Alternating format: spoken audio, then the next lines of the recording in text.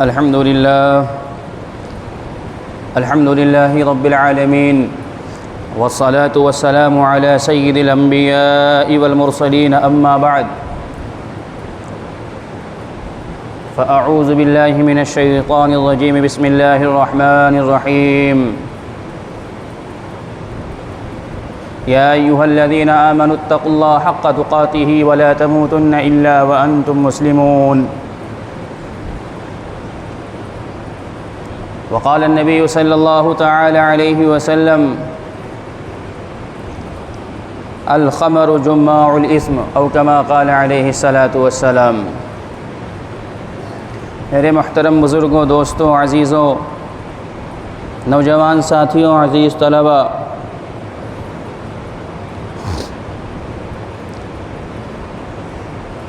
اللہ تبارک و تعالی نے جہاں ہمیں دنیا کے اندر بھیجا ہے، اللہ تبارک و تعالی نے جہاں تمام انسانوں کو پیدا کیا ہے، تو پیدا کرنے کے ساتھ ساتھ پیدا کیے جانے کا مقصد بھی واضح کر دیا اور یہ پیغام دے دیا کہ تمہیں آخر دنیا کے اندر کیوں بھیجا گیا ہے۔ دنیا کے اندر ہمیں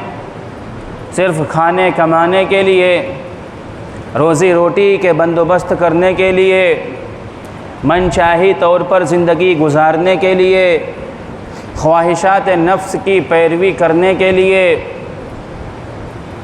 جو ٹھیک لگا اسے کر لیا، جو طبیعت پر ناگوار گزرا اسے چھوڑ دیا، ایسا کرنے کے لیے نہیں، ایسا کرنے کے لیے نہیں، بلکہ ہمیں ایک مقصد کے تحت، ایک ویژن کے تحت اللہ تبارک و تعالی نے دنیا کے اندر بھیجا ہے۔ وہ مقصد کیا ہے؟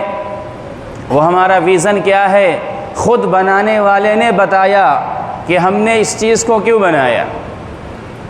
اللہ تبارک و تعالی قرآن پاک میں ارشاد فرماتے ہیں کہ وَمَا خَلَقْتُ الْجِنَّ وَالْإِنسَ إِلَّا لِيَعْبُدُونَ،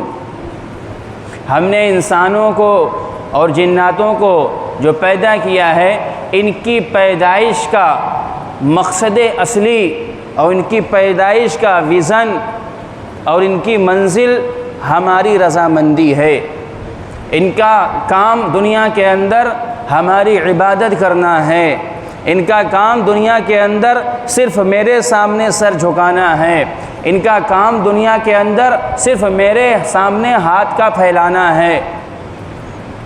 ان کا مقصد دنیا کے اندر تمام چیزوں کی اور تمام اشیاء کے اندر مجھے قادر مطلق اور حاجت کو پورا کرنے والا سمجھنا ہے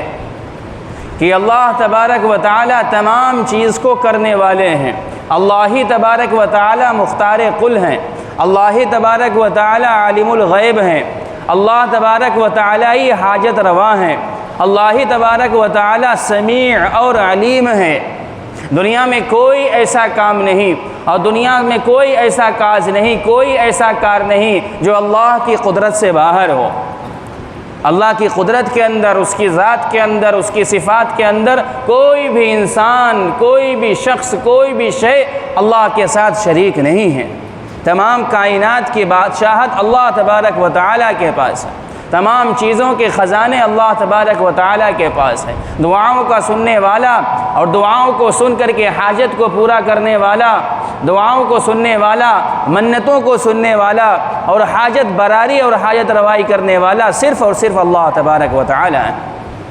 اللہ کے علاوہ یہ پاور کسی کے پاس نہیں۔ ضرورتوں کو پورا کر دینا اور حاجتوں کا پورا کرنا، یہ صرف اللہ تبارک و تعالیٰ نے یہ چیز اپنے پاس رکھی ہے۔ یہ چیز نبیوں کو بھی میسر نہیں ہوئی، یہ چیز انبیاء اور رسول کو بھی میسر نہیں ہوئی۔ اللہ کا ساتھی اور اللہ کا شریک نہیں، کوئی نہیں ہو سکتا، نہ کوئی عام سے عام انسان، یا یہ کہ انسانوں میں سب سے اعلیٰ انسان جو انبیاء کی ذات گزری ہے، وہ بھی اللہ کی کسی بھی ذات کے اندر اور کسی بھی طریقے پر اس کے کسی ایک صفات میں ادنا بھی شریک نہیں ہے۔ کوئی چھوٹا مرتبے کے اعتبار سے، عمر کے اعتبار سے، کام کے دائرے کے اعتبار سے، علاقے کے دائرے کے اعتبار سے جو بھی انبیاء گزرے ہیں، چاہے وہ چھوٹے ہوں یا بڑے، کوئی بھی اللہ کا ساتھی اور شریک نہیں ہے۔ وہ چاہے آدم علیہ السلام ہو، چاہے آدم ثانی حضرت نوح علیہ السلام ہو، حضرت موسیٰ ہو، داؤد ہو، ہارون ہو، غرضے کی جتنے بھی انبیاء گزرے ہیں، ہمارے اور آپ کے آقا اور مولا خاتم الانبیاء، امام الانبیاء، امام المرسلین، وجہ کائنات، فخر موجودات، سید الانبیاء والمرسلین حضرت محمد مصطفیٰ صلی اللہ تعالی علیہ وسلم کو بھی اللہ تبارک و تعالی نے اختیار نہیں دیا کسی چیز کا۔ حالانکہ آپ کو وجہ کائنات بنایا۔ حدیث قدسی ہے کہ اے محمد صلی اللہ علیہ وسلم، اگر مجھے آپ کو پیدا نہ کرنا ہوتا اور مجھے دنیا کے اندر آپ کو نہ بھیجنا ہوتا تو میں اس دنیا کو نہ پیدا کرتا۔ لولا خلقتک لما خلقت الافلاق، اگر مجھے آپ کو نہ بنانا اور پیدا کرنا ہوتا تو میں زمین اور آسمان کو نہ بناتا۔ لیکن اس کے باوجود کہ امام الانبیاء ہیں آپ، سید الانبیاء ہیں آپ، نبیوں کے امام ہیں، سب سے اعلیٰ نبیوں کے اندر نبی ہیں، سب سے اعلیٰ صفات والے ہیں، سب سے زیادہ اتقیٰ ہیں، سب سے زیادہ اجمل ہیں، سب سے زیادہ آپ اعلیٰ اور اکمل ہیں اور کمال کے درجے کو پہنچے ہوئے ہیں، لیکن اس کے باوجود اللہ تبارک و تعالی نے آپ کو مشکل کشا اور حاجت روا نہیں بنایا اور نہ کسی چیز کا آپ کو اختیار کیا۔ یہ ساری کی ساری چیزیں اختیار اللہ تبارک و تعالیٰ کے پاس ہے، اللہ کی قدرت میں ہے اور کسی کے پاس نہیں ہو سکتا۔ رزق کا دینا، اولاد کا دینا، زندگی اور موت کا فیصلہ کرنا، حالات کی بہتری اور خرابی، انسان کی کیفیات، علم غیب کا ہونا، یہ ساری چیزیں اللہ تبارک و تعالیٰ نے اپنے اختیار میں رکھا۔ اور جب اللہ تبارک و تعالیٰ نے یہ معاملات اپنے ایسے برگزیدہ اور محبوب نبی کو نہیں دیا تو ان کے باوجود کیا مجال ہے اور کون اس لائق ہے ان کے بعد کی امتیوں میں سے کسی کے شخص کو یہ مل جائے؟ لیکن آج عجیب و غریب صورتحال ہے ہماری کہ ہمارا عقیدہ منسلک ہو جاتا ہے کسی انسان کے ساتھ، وہ خود محتاج ہیں، وہ دنیا میں خود نہیں جی سکے، وہ خود مرنے کے بعد غسل اور کفن اور دفن کے محتاج ہوئے، وہ جب خود بیمار ہوئے تو بول و براز کے لیے دوسری کی مدد کے محتاج ہوئے، خود کچھ نہیں کر سکتے تھے، وہ دیگر لوگوں کی اشیاء کو اور حاجت کو کیسا پورا کرتے ہیں؟ تو اللہ تبارک و تعالی نے انسانوں کو پیدا کیا اور بنانے کا مقصد بنایا، تو ہمارے دنیا کے اندر آنے کا مقصد یہی ہے کہ ہم اللہ تبارک و تعالیٰ سے لو ہر وقت لگائے رکھیں۔ اور رہی بات روزی روٹی کمانے کی، رہی بات دنیا کے اندر زندگی بسر کرنے کی، رہی بات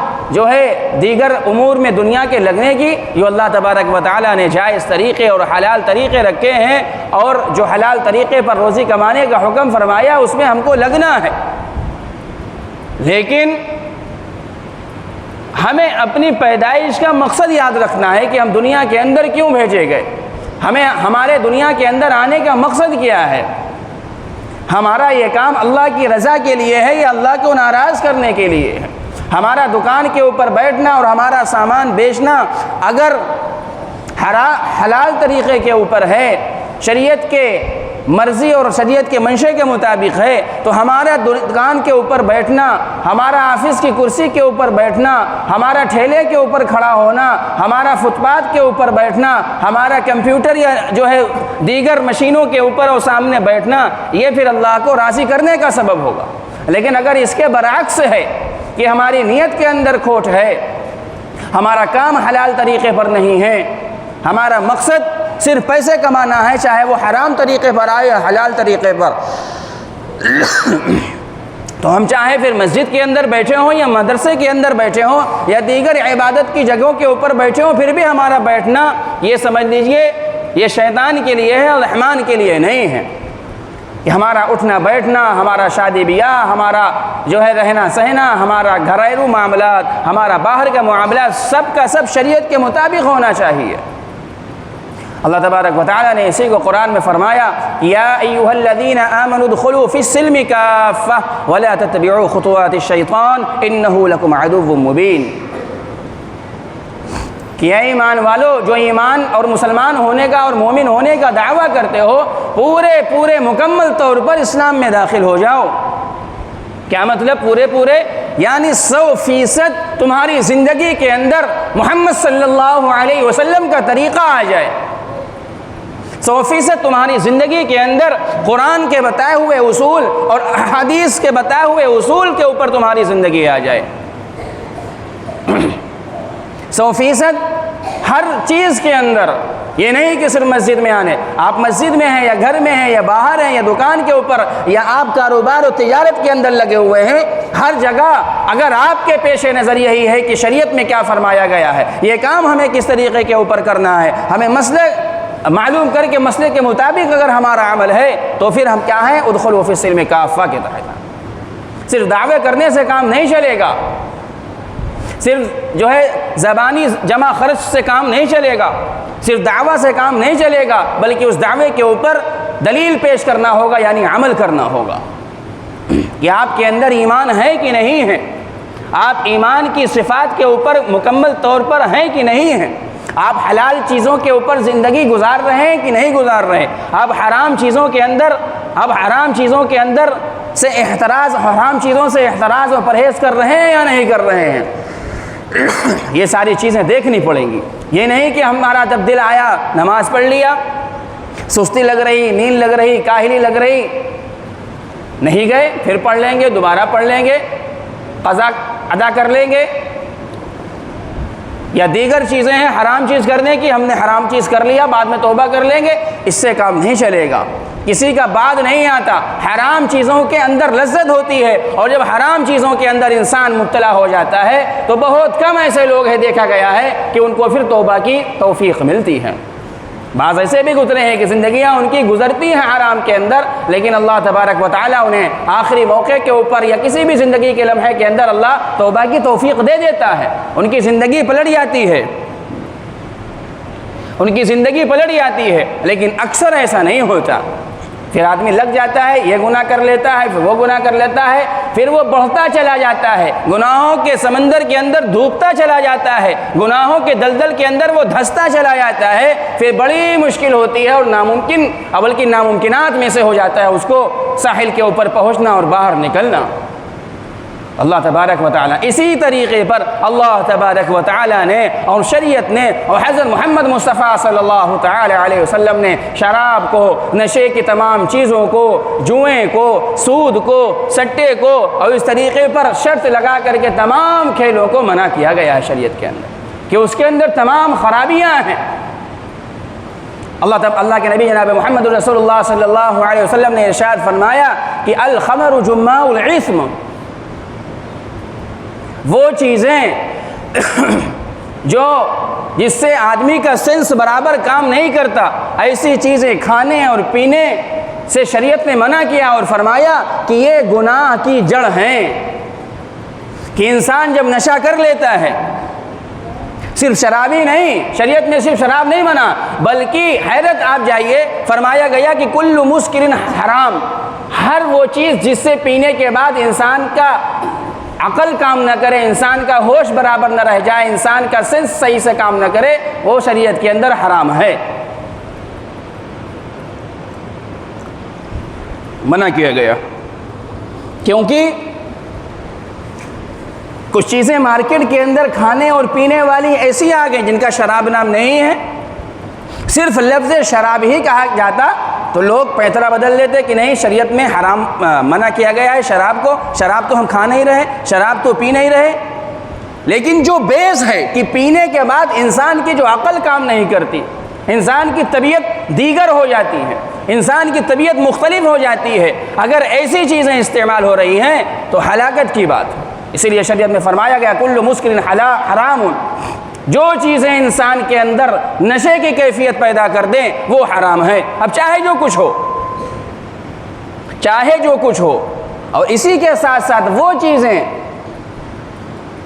جو انسان کی صحت کے لیے یعنی وقتی طور پر تو اس کے اندر نشہ نہ ہے پینے کے بعد، لیکن نقصان ہو آپ کے لیے اس کا استعمال کرنا، آپ کے پیٹ کے لیے، آپ کی صحت کے لیے، آپ کی کڈنی کے لیے، آپ کے آنتوں کے لیے، جسم کے کسی اعضاء کو اگر نقصان ہے تو شریعت نے منع کیا گیا ہے اور حرام قرار دیا ہے، آپ ایسی چیز کو استعمال نہیں کر سکتے، کیونکہ سر کے بال سے لے کر کے پیر کے ناخن تک یہ جتنے بھی باڈی پارٹس ہیں یہ ان کے اوپر ہمارا حق نہیں ہے بلکہ اللہ تبارک و تعالیٰ کا حق ہے، یہ اللہ نے بنایا ہے، اسی لیے خودکشی کو حرام کیا گیا ہے کہ آپ اپنے آپ کو نہیں مار سکتے، اپنے آپ کو نقصان پہنچانا شریعت کے اندر حرام اسی لیے قرار دیا گیا ہے۔ اس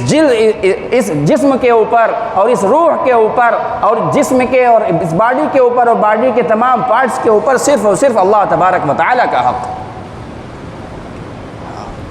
یہ بڑی ہلاکت کی بات ہے کوئی شخص اگر نشے کے اندر مبتلا ہے، یہ بڑی ہلاکت کی بات ہے کہ کوئی شخص جوئے اور سٹے کے اندر مبتلا ہے، بڑی ہلاکت کی بات ہے کہ کسی شخص کے اندر ایسی لت لگی ہوئی ہے یا ایسی عادت پڑی ہوئی ہے کہ وہ گناہوں کے اڈے پر جا کر کے، جوئے کے اڈے کے اوپر جا کر کے یا شراب کے اڈے پر جا کر کے اپنی جوانیاں تباہ کر رہے ہیں۔ آج کیا آگ لگی ہوئی ہے ہمارے چاروں طرف، یا کیا آگ لگی ہوئی ہے ہمارے نانپارہ شہر کے اندر، گھروں کے اندر؟ یہ آپ سب ہم اس سے زیادہ باخبر ہیں اور حالات کا علم ہے کہ پڑوسی ملک کے اندر جا کر کے کس طریقے پر ہمارے قیمتی نوجوان ضائع ہو رہے ہیں۔ پڑوسی ملک کے اندر جو ایک گناہ کا اڈا کھلا ہوا ہے، وہ اس جو ہے ممبر کے اوپر بیٹھ کر کے نام لینا بھی طبیعت کو گوارا نہیں ہو رہا، باقی آپ لوگ سمجھ گئے ہوں گے کہ کون سا ایسا گناہ ہے جو وہاں نہیں ہو رہا، کون سی ایسی اللہ کی نافرمانی وہاں ہے جو نہیں ہو رہی، اور ہمارا مسلمان جا رہا، ہمارے نوجوان جا رہے، باپ کی قیمتی کمائی وہاں جا کر کے برباد کر رہے، بہترین جوانیاں وہاں جا کر کے برباد کر رہے۔ ابھی 2 ہفتے پہلے غالباً عید کی بات ہے کہ بہترین خوبصورت نوجوان جامع مسجد کے سامنے محلہ تو خانے کے اندر رہنے والا، اسی کے پیش نظر اس کا حادثہ ہوا۔ آپ سب کے علم ہے کہ نہیں ہے؟ پتہ چلا وہاں گیا تھا اور وہاں جوا کھیل کر کے آیا، قریب 4-5 لاکھ روپے وہاں سے جیت کر کے آئے۔ اب ظاہر سی بات ہے اسی جگہ کے اوپر لوگ یہ کوشش کرتے ہیں کہ آدمی یہاں آئے، یہاں برباد اور کنگال ہو کر کے جائے، یہاں سے لے کر کے نہ جائے۔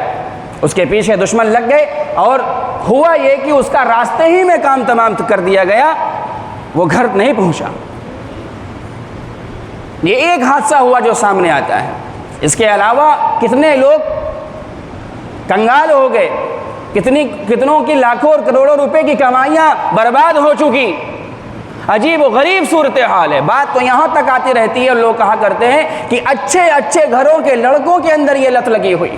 اچھے دیندار کہ ان کے والدین دیندار ہیں، صوم و صلاۃ کے پابند ہیں، ان کے والدین جو ہے داڑھی ہیں، ان کے چہرے کے اوپر ٹوپی ہے، ان کے سر کے اوپر، لیکن ان کے لڑکوں کے اندر یہ لت لگی ہوئی ہے۔ میرے عزیزوں نوجوانوں، اللہ تبارک و تعالی ہمیں ایسی ہلاکت خیز اور ایسے عادتوں سے ہماری حفاظت فرمائیں،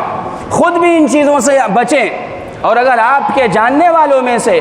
آپ کے فرینڈ گروپ کے اندر، آپ کے سرکل کے اندر، آپ کے رشتہ دار احباب کے اندر، آپ کے گھر کے بغل، آپ کے پڑوسی اور آپ کے محلے کے اندر اگر ایسے لوگ ہیں تو آپ انہیں سمجھائیں۔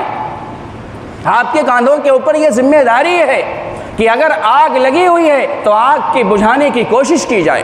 ہمارے کندھوں کے اوپر یہ ذمہ داری شریعت نے رکھی ہے۔ ہمیں خوش نہیں ہونا ہے کہ فلاں شخص یا فلاں انسان گناہ کے اندر مبتلا ہے، ٹھیک ہے برباد ہو جائے، ہم تو نہیں، یہ شریعت کا مجاز نہیں ہے۔ اللہ کے نبی علیہ السلام جو مجاز لے کر کے آیا، آپ نے فرمایا کہ میں دیکھ رہا ہوں کہ تمام کائنات کے انسان جہنم میں جا رہے ہیں، میں کنارے کے اوپر کھڑا ہو کر کے تمہاری کمر پکڑ کر کے، تمہاری گردن پکڑ کے جو ہے جہنم سے کھینچ رہا ہوں۔ جب ہم اسی نبی کے امتی ہیں تو ہماری یہ ذمہ داری ہے کہ ہم جو کر سکتے ہیں، ابھی تو ہم وہی نہیں کرتے جو ہماری ذمہ داری ہے، اور ہم روتے ہیں کہ ہمارے بس میں کیا ہے۔ اگر سارے انسان وہ کرنے لگ جائے جو ہمارے بس میں ہے تو ماحول بدل جائے، لیکن ہم یہ سوچتے ہیں کہ اپنے آپ ماحول بدل جائے، کوئی کچھ کرنے کے لیے تیار نہیں ہے، سب منتظر یہ ہیں کہ حالات خود سے بدل جائے۔ تو حالات بغیر بدلے نہیں بدلا کرتے۔ اللہ تبارک و تعالیٰ فرمائے ان اللہ لا یغیر ما بقوم حتی یغیروا ما بانفسہم، جب انسان اور قوم خود کو بدلنے کی فکر نہیں کرتی اللہ تبارک و تعالیٰ اس کو تبدیل نہیں کرتے۔ نشے کی لت عام ہے آج ہمارے قصبے کے اندر، جوا اور سٹہ عام ہے آج ہمارے اندر، اور اللہ عقل دے، ان کو ہدایت دے ایسے لوگوں کو جو واقعی جو اس چیز کے اور اس گناہ پر اور لوگوں کو وہاں لے جانے کے ٹھیکیدار بنے ہوئے ہیں۔ بات یہاں تک سننے میں آتی ہے کہ لوگ باقاعدہ ٹھیکیدار بنے ہوئے ہیں اس چیز کے، ان کو ذمہ داری ان کی لگتی ہے کہ ان کے پاس گاڑیاں ہیں، افراد وہ متعین کرتے ہیں، طے ہو جاتا ہے سارا کہ کس وقت جانا ہے، اور پھر ان کو لے جا کر کے اور پہنچایا جاتا ہے وہاں پر۔ بہترین نوجوان ہمارے اس کام کے اندر پریشان اور برباد ہو رہے ہیں اس کے اندر۔ کتنی خوبصورت نوجوانی کہ اگر وہ اللہ کے کام کے اندر اور دعوت اللہ کی طرف لگتے تو ہمارا جو حال ہے اور ہمارے قصبے کا جو حال ہے کہ عجیب و غریب صورتحال ہے جو ناگفتہ حالات ہیں۔ کس کس چیز کو بتایا جائے اور کس چیز کو رویا جائے۔